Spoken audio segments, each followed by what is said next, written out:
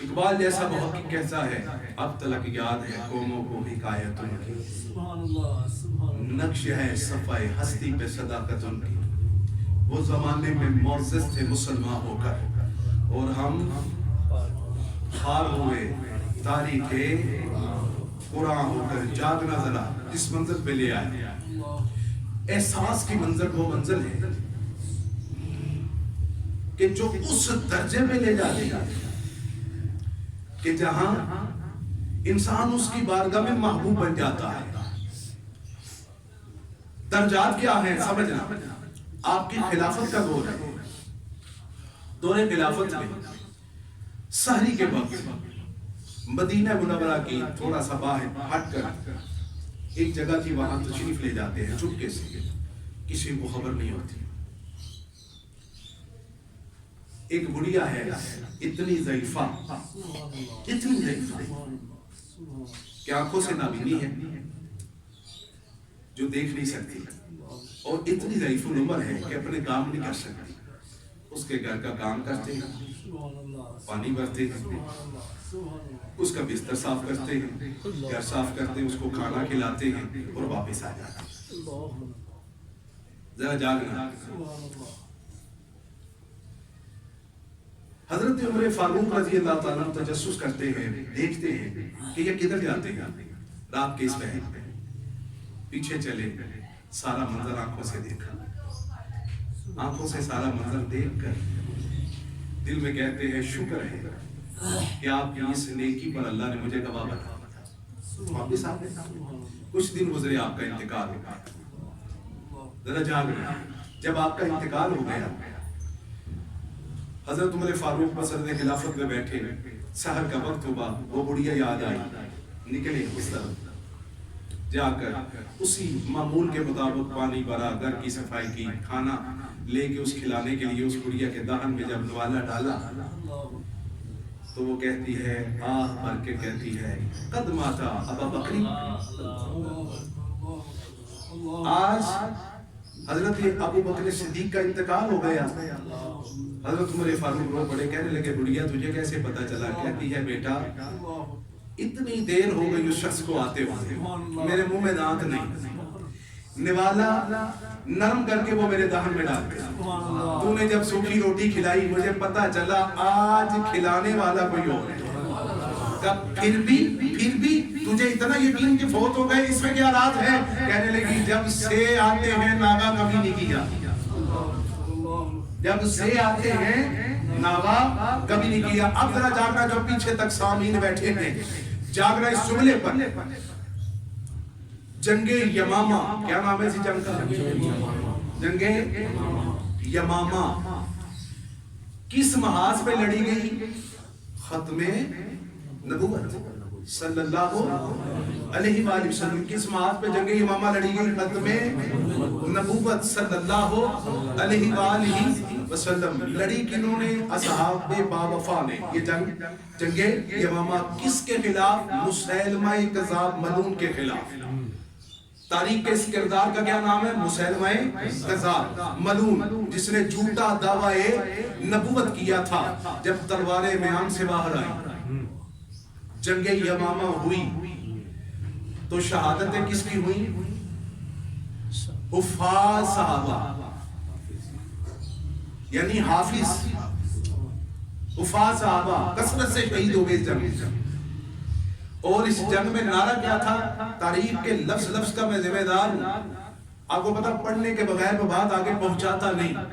اس جنگ میں ابن کثیر جیسا محقق بھی اپنی کتاب میں لکھتا ہے، ابن حجر عسقلانی نے بھی لکھا کہ جب یہ جنگ لڑی گئی، اس جنگ میں صحابہ کرام علیہم رضوان کا نعرہ کیا تھا؟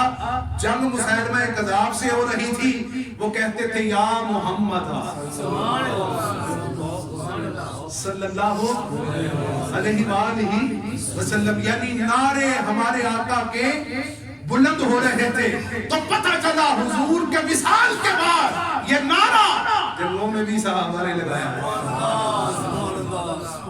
کیوں جی؟ اوہ دوگلے بن کے صحابہ نہ مننا۔ عباس بھائی آپ سب پہنچ گئے جملے تک کہ نہیں؟ جنگ ہو رہی ہے کہاں؟ جنگے یمامہ، شہادتیں ہوئی حفاظ صحابہ کرام کی، تو پتہ چلا کہ سینے میں قرآن ہو۔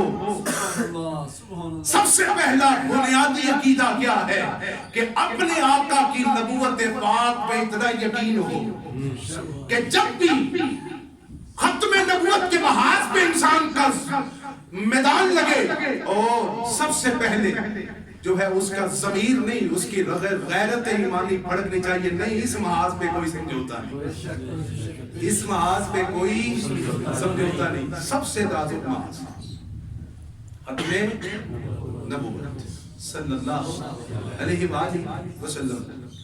یہاں یقین ہے نا، میں نے شروع میں جملے کہے تھے، یقین، ایمان، غیب، حق الیقین، ٹھیک ہے؟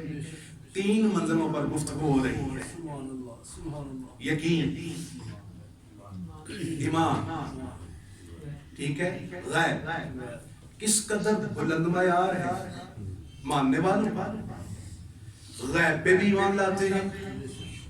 یقین اتنا محکم ہے کہ ابو جہل جیسا شخص آ کے واقعہ سناتا ہے اور کہتے ہیں کہ اگر حضور نے فرمایا ہے تو پھر مانتا ہی نہیں، تصدیق کرتا ہوں۔ معیار یقین کیا ہے؟ معیار ایمان بالغیب کیا ہے؟ حق الیقین کی منزل پہ چلے۔ خالق کائنات نے قرآن کریم فرقان عظیم میں فرمایا وَاعْبُدْ رَبَّكَ حَتَّى يَأْتِيَكَ الْيَقِينُ، عبادت ایسے کر، عبادت ایسے کر۔ پچھلی نشست میں نے عبادت کا ذکر کیا تھا، آج یقین تک آئے ہو، حق الیقین تک لے جانے لگا ہوں۔ عبادت ایسے کر کہ تجھے یقین حاصل ہو جائے، تجھے یقین حاصل ہو جائے۔ عبادت کی منزل نیچے ہے، یقین کی منزل اوپر ہے۔ جاگنا ہجرت کی شب ہے، دو انداز بڑے عجب تھے۔ پہلا انداز، حضور نے مولا کائنات کی طرف دیکھا، فرمایا علی میرے بستر پر سو جاؤ، میرے بستر پر سو جاؤ۔ شب ہجرت بستر پر سلا رہے ہیں، فرمایا صبح کافروں کی یہ امانتیں ان کے سپرد کرنا اور پھر تم بھی ہجرت کر آنا۔ اصحاب نے پوچھا علی جب بھی سوئے بڑا قلیل سوتے ہوئے دیکھا، لیکن یہ بتاؤ کہ زندگی میں سونے کا مزہ کب آیا؟ کہا ہجرت کی رات۔ نعرہ تکبیر، نعرہ رسالت، نعرہ رسالت، نعرہ رسالت، نعرہ تحقیق، نعرہ حیدری۔ شب ہجرت جب سویا تو اس یقین سے سویا کہ گرچہ موت کا سایہ ہے، گرچہ تلواروں کا سایہ ہے، میرے آقا نے فرمایا ہے کہ صبح کافروں کی امانتیں جس چیز کی جو ہے سپرد کر کے واپس آ جانا۔ یقین تھا صبح ضرور اٹھوں گا۔ کیوں جی؟ پہنچے حق الیقین کی منزل تک۔ حق الیقین کی منزل پہ پہنچنا کس معیار پہ ہے؟ حق الیقین۔ اور جب سفر ہجرت میں میرے آقا غار سور کی طرف تشریف لے جا رہے تھے تو دو اونٹنیاں کھڑی ہیں۔ کتنی اونٹنیاں؟ دو اونٹنیاں کھڑی ہیں۔ اصحاب بیان کرتے ہیں کہ دو اونٹنیاں کھڑی ہیں، کس کے ذہن میں؟ حضرت ابو بکر صدیق کے ذہن میں۔ حضور جب تشریف لائے، روایات کا مفہوم ہے، صحابہ فرماتے ہیں کہ جب آپ تشریف لائے تو فرمایا ابو بکر ہجرت کا حکم آ گیا ہے، چلو۔ دو اونٹنیاں پیش کی حضور کی بات کریں۔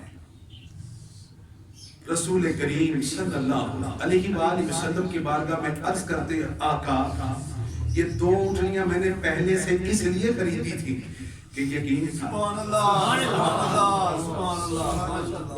کیوں نہیں؟ کچھ سمجھ آیا؟ یقین، حق الیقین، یہ دو منزلیں ذرا معیار سمجھیں.